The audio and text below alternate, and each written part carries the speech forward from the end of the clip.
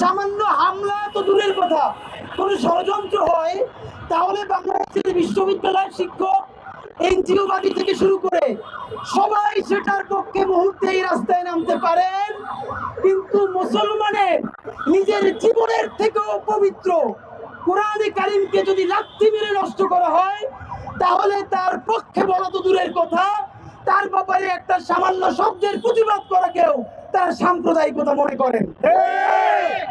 এইখানে মুসলমানের কোরআন কারিম ছাড়া অন্য সমস্ত ধর্মগ্রন্থগুলো হইল literature, great art, great literature. এটা বাংলাদেশের বুদ্ধিজীবীদের বইয়ের তাকে থাকতে পারবে, এটা বিশ্ব সাহিত্য কেন্দ্র থেকে শুরু করে সকল বড় বড় যেই আমাদের লাইব্রেরি গুলো আছে সেখানে থাকতে পারবে, কারণ এখানে অন্য ধর্মের স্ক্রিপ্ট গুলো শুধু ধর্মগ্রন্থ না, এগুলো গ্রেট আর্ট, গ্রেট লিটারেচার।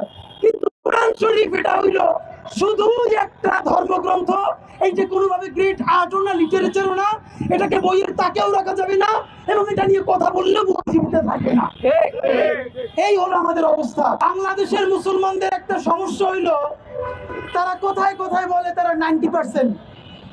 ভাই, এই 90% থেকে বের হয়ে আসেন। আপনি যতদিন না পর্যন্ত বুঝবেন এই 90% বলার মধ্য দিয়েই আপনার চাইতে ধরা হয়েছে, ততদিন আপনি এখানে কিছুই করতে পারবেন না।